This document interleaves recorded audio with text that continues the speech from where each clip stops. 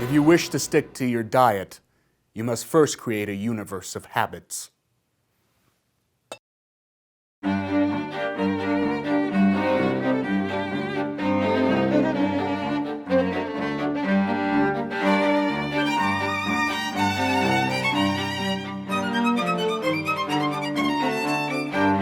Hello and welcome to the Communist Manifesto for Personal Finance, the only program that teaches you how to seize your means of production. I'm Comrade Rourke. Behold, the human brain, the organ that governs everything we have done or will ever do.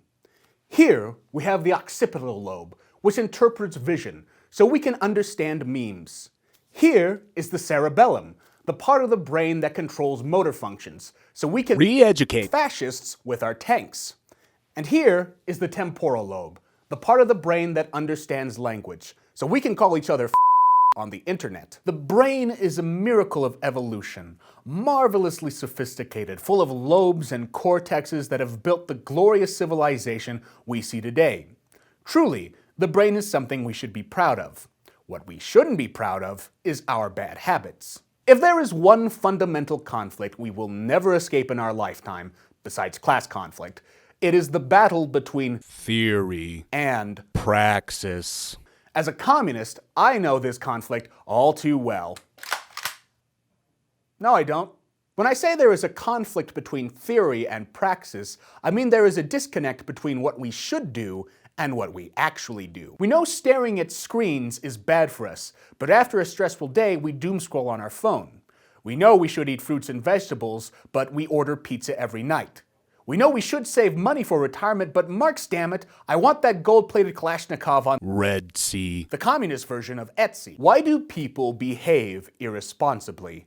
As, arguably, the most intelligent species on the planet, shouldn't we base all of our decisions on reason and logic? Why do we fail to do this? The answer is literally at the center of our brain. Beneath all the folds of gray matter, just above our brainstem, sits a little ball of tissue called the basal ganglia. Chances are you've never heard of the basal ganglia, but it is a very important part of your brain because it is the part of the brain that controls habit. A habit is a behavior repeated so often it becomes automatic.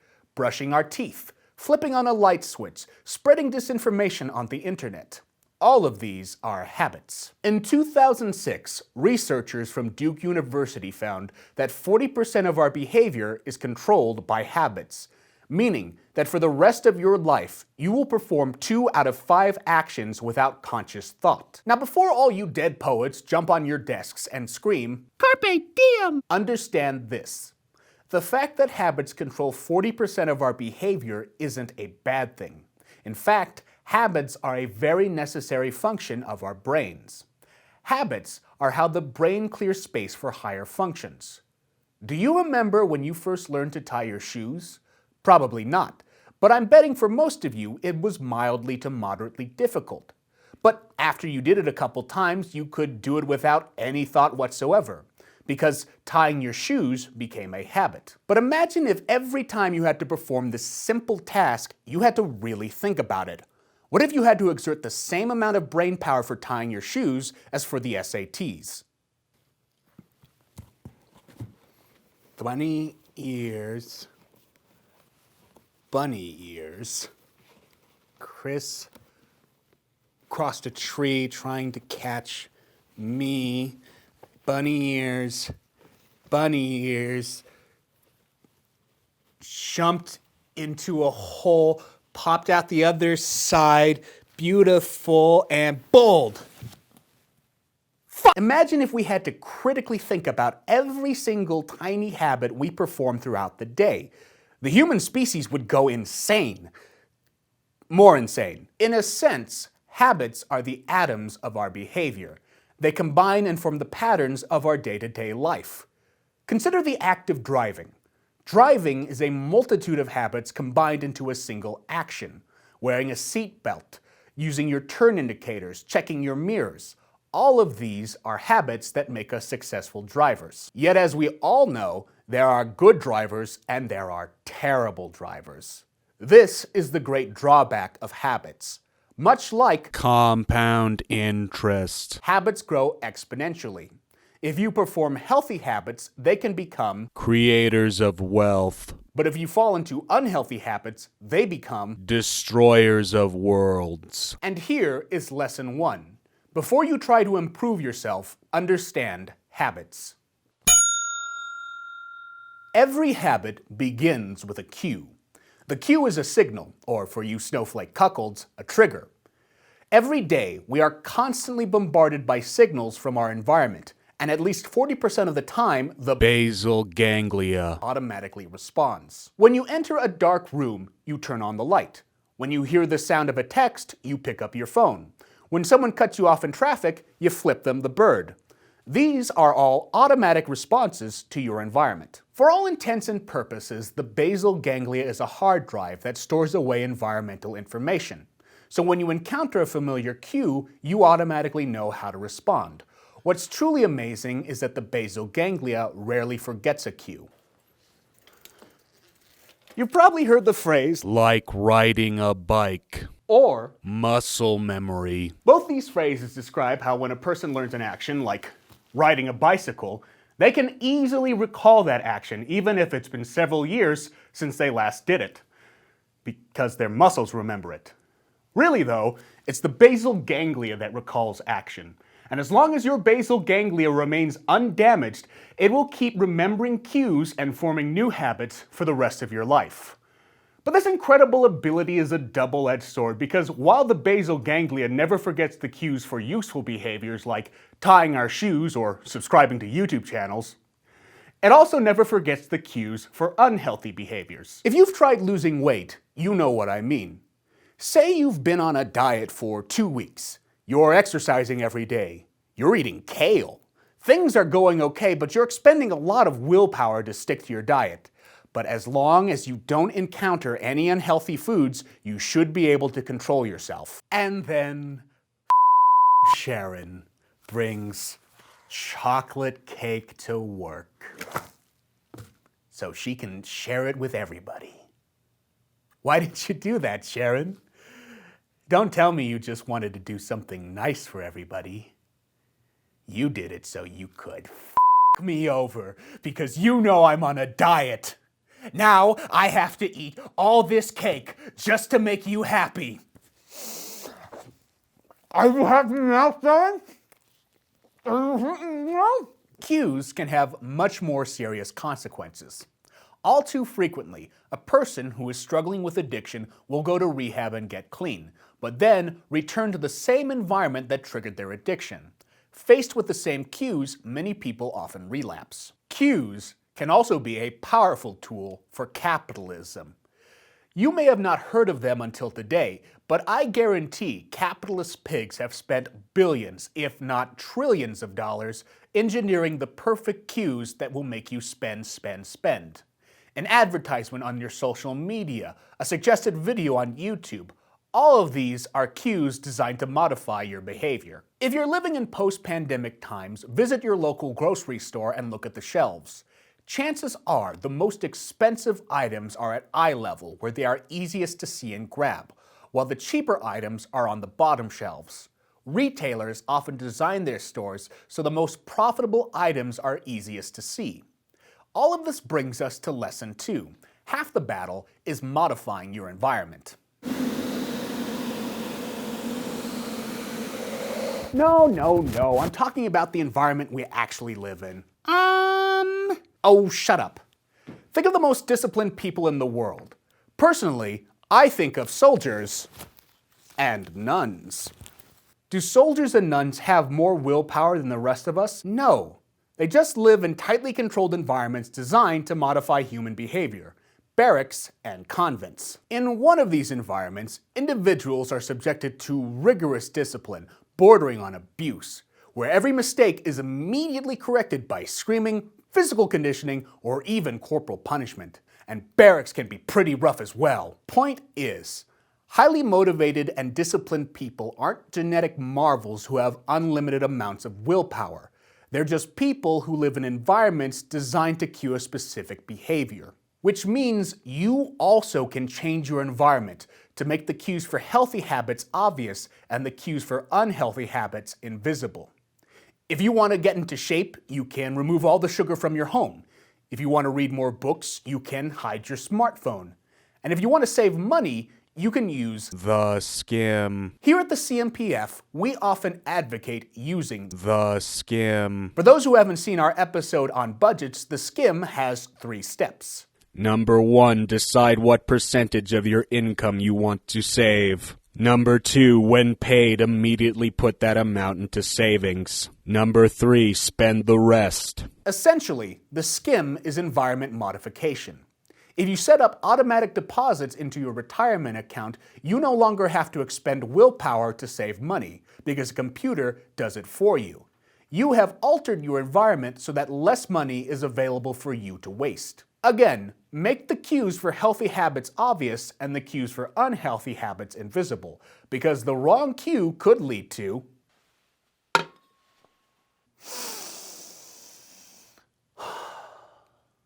Why do people eat dessert? As far back as I can remember, there have been countless scientific studies and after-school specials warning of the dangers of sugar. Yet, millions of people still eat unhealthy amounts of sugar every day. If you're someone with a terrible sweet tooth, I'm not trying to bully you. In fact, I'm on your side. Because at some point, somebody probably asked you, "Why did you eat all the ice cream? Don't you know that's bad for you?" This is an asinine question. It's like asking fat people if they know they're fat. Yes, we know we're fat. We also know borscht is delicious and jogging is the devil. The issue is, unhealthy behavior isn't an intelligence problem, it's an emotional one. The great misconception we have about our brain is that we think its sole purpose is to think. But really, thinking is our brain's secondary function. The primary function is to feel. This is hard to comprehend because our brains are the center of our intelligence, but we forget they're also the centers of our emotions. Try to remember all the times you were scared or angry or sad. When you were in these extreme states of emotion, did you make the best choices 100% of the time? Oh God. I'm going to guess no. The reason people behave foolishly when they're scared or angry is because their emotions take over their brain. When somebody is in a state of extreme emotion, a small part of the brain is thinking, "I don't think this is a good idea. We'll probably regret this later." But the emotional part of the brain is screaming, "Let's burn this motherfucker down!" This is lesson 3. Emotion, logic. In other words, your feelings don't care about facts. Look at dessert from a purely logical perspective. It's an extra meal we don't need to eat. The ingredients that make up dessert, like bleached flour, refined sugar, and heavy cream, are so unnecessary for our survival, they do more harm than good. But I'm betting most people who eat dessert don't do it because they rationally want all the health benefits of ice cream. When someone with a sweet tooth sees a cue that reminds them of dessert, like an internet video where the host spends 5 minutes eating cake, they experience craving. Craving is the second part of a habit. It is the desire for the habit's reward. Do you remember the first time you had a slice of cake? Probably not. But I'm betting that most of you enjoyed the experience. Because with each bite of warm, moist, sweet, frosted goodness, your brain was releasing dopamine. Dopamine is literally the molecular component of craving. It is a neurotransmitter, a chemical messenger that tells our brain which actions are pleasurable. When somebody does something they enjoy, like eating a piece of cake, your brain thinks, "This is an enjoyable experience. If I want to experience this feeling again, I need to repeat the action." dopamine hardwires habits into our brain through emotion. So when you encounter a cue for that habit, your basal ganglia will automatically swing to action. The next time you see a piece of cake, your basal ganglia will remember the joy that first slice brought you, and you will want to eat another piece to get the same feeling. Often, when we crave something, we don't crave the object itself, we crave the emotion attached to it. We don't eat a whole jar of cookies because we really want diabetes. We eat a whole jar of cookies to relieve our stress, especially if our job actively abuses us, which is the case for at least 20% of US workers. We don't scroll through social media because we really want to read everybody's well-thought-out political opinions. We scroll through social media because we're bored and doom scrolling passes the time. And we don't spend thousands of dollars on useless crap because it makes the most sense economically. We spend thousands of dollars on useless crap because we saw an advertisement or a social media post that made us feel insecure. But if we buy the new smartphone, we'll fill the gaping maw in our soul for at least 15 minutes. To break kayfabe for a moment, when I was $50,000 in debt and working 12-hour days at the post office, logically, I should have just eaten beans and rice. I would have gotten a complete protein and could cheaply purchase these items in bulk. But I didn't do that. Instead, I spent hundreds, if not thousands of dollars on fast food meals. And I did that knowing full well it was a really dumb habit and very bad for my heart. But I didn't care. Every time I spent $15 on a fast food meal, I was feeding my emotions. I was trying to eat the pain away. Because emotion logic, people often give in to their emotional desires, even if they know their actions are unhealthy. This brings us to the question, how do we quit unhealthy habits while still satisfying our emotional needs? Most experts recommend a golden rule for changing our behavior. To successfully quit an unhealthy habit, you must substitute it with a healthy one that satisfies the same emotional need. Now, before we go on, I want to make a very important disclaimer.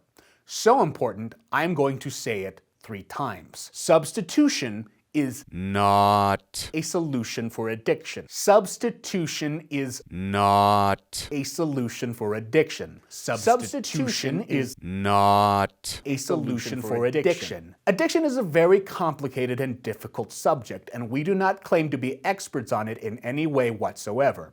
In fact, when researching this episode, every actual expert we read made it very clear that their methods were not alternatives for addiction treatment. If you are struggling with addiction, or know someone who is struggling with addiction, it is imperative that you seek actual medical professionals or support groups devoted to treatment. And I know if you live in the United States, that's easier said than done. Now, if you are trying to quit an unhealthy habit that isn't an addiction, there are many substitutes you can try. If you're bored but don't want to spend all your time scrolling on your phone, try reading a book instead. If you want to build up your self-esteem, try exercising for 15 minutes instead of going on a shopping spree. Instead of eating your feelings, try meditating. The beauty of substitution is that it's a very simple idea. So simple, most people could figure it out if they took the time to think about their habits. In theory, it should be easy for all of us to discard unhealthy habits simply by substituting healthy ones. In theory.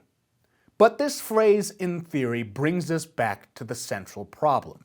The great chasm between what we should do and what we actually do. Because in reality, replacing unhealthy habits is a difficult process. Often, people fail to make new habits stick. In order to understand the mistakes people make and avoid those mistakes, we have to leave the world of theory. To fully understand habits, we must grapple with their praxis. To be continued.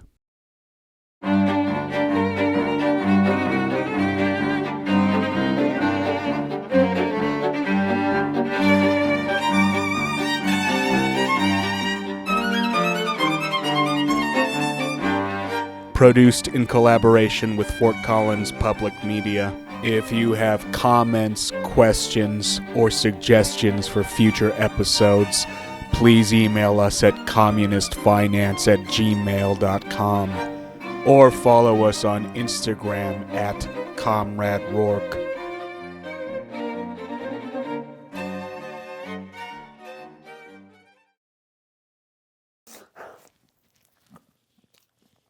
I hate you, Sharon.